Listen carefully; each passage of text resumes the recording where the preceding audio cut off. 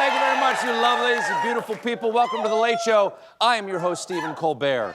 It was lovely people to spend time with. Down in Washington, D.C., today, big day at the White House. Trump held his first cabinet meeting of his second presidency, and everybody was there. RFK Jr., Pete Hegseth, Sean Duffy, Tulsi Gabbard, Kristi Noem. It was a who's who of why them? As Commander-in-Chief, Trump made it immediately clear who is in charge. Elon Musk, who explained his job this way. Thank you, Mr. President. I actually just call myself a humble tech support here because this is actually, as crazy as it sounds, that is almost a literal description of the work that the DOGE team is doing.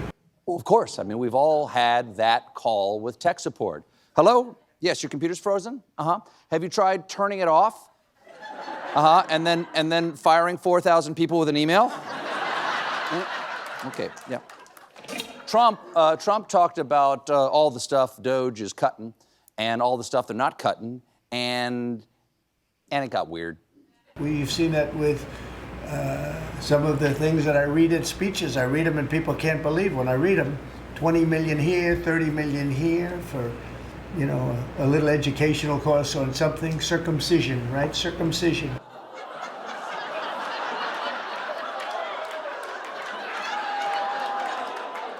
That long, rambling response actually reminds me of circumcision because somebody really should have cut that dickhead off.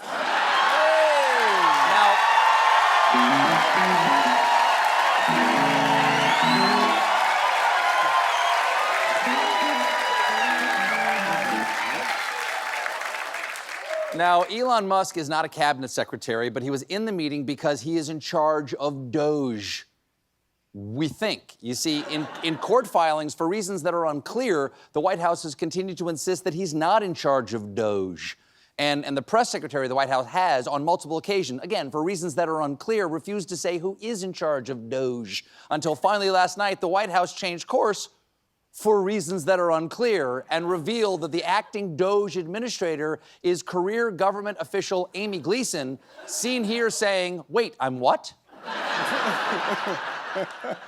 Why Gleason? We don't know for sure.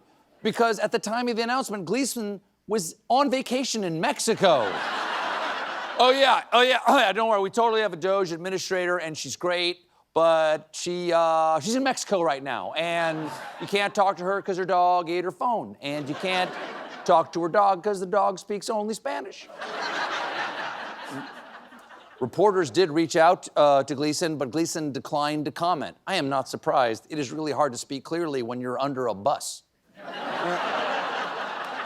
Come on. Ultimately, Thank you. Ultimately, the only way to hold this chaotic administration accountable is with a free and fair press, which is why Trump hates them so much. Take the Associated Press. After Trump's childish insistence on renaming the Gulf of Mexico the Gulf of America, the AP refused to go along with that nonsense, so the White House banned them from the Oval Office and Air Force One. The AP took them to court, and just yesterday, a judge rejected immediately restoring their access to the White House. In response, the White House showed their signature humility by putting up these actual banners that say, "Victory, Gulf of America."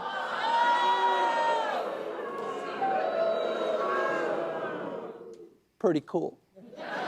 And there's precedent, don't forget. After his famous election victory, Harry Truman waved around that famous headline, "Eat my ass, newspaper."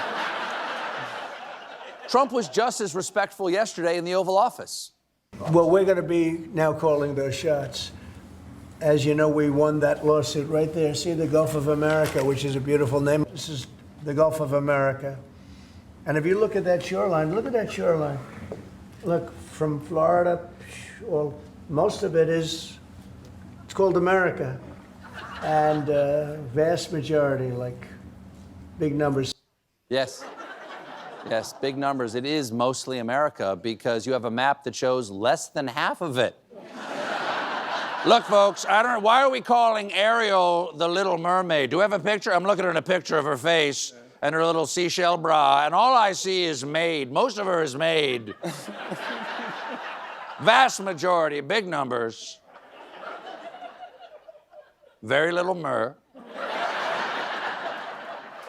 Now that Trump and his team have a taste of the blood of journalists, they're ready to go further. You see, since the 1950s, the White House Correspondents Association has decided who is in the White House press pool. But now, the White House has seized control and will decide which outlets cover events with the president, so they'll be able to include more Trump-friendly outlets and conservative influencers on social media. Okay, welcome. I'll now take questions on the United States grain exports to Malaysia. Yes, the gentleman from fartcoin.biz. I'll come to you next, Kanye. Let's go. Oh, God. The White House.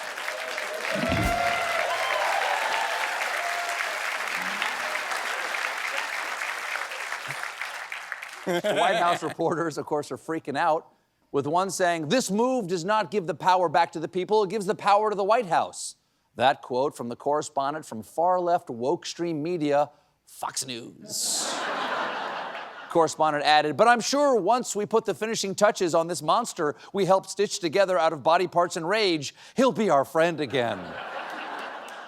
Another veteran White House correspondent who requested anonymity told Politico, "If we don't figure out a way to stand up to this, we're cooked." Buddy, you were all cooked the minute you didn't stand up for the AP. Come on. At this point,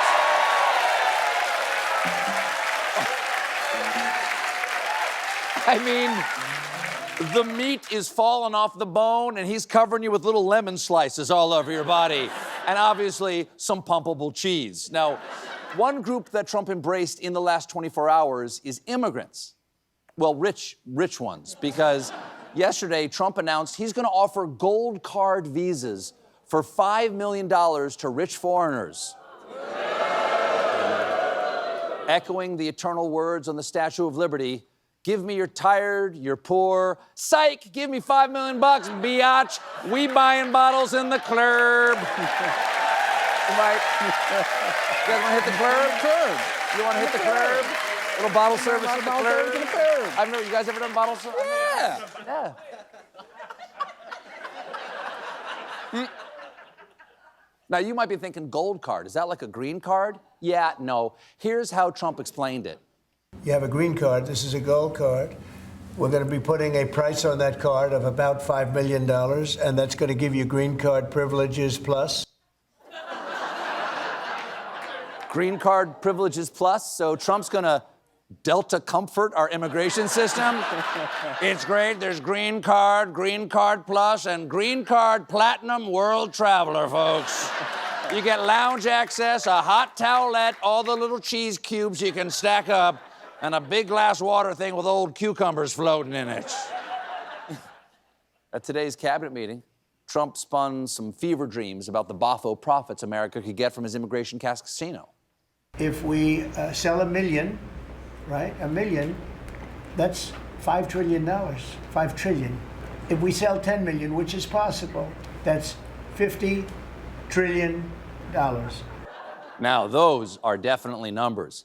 5, 10, 50 million, trillion. I'm just putting this out there. What if we sold 100 gabagillion? Something to think about. Something to think about. Thing is, we already have a visa program for rich people. Immigrants can acquire green cards by investing a certain amount toward a business in the U.S. called the EB-5 program, named, of course, for how British people describe the age of preschoolers. EB-5. Now, according to Trump, that's my John Oliver impression.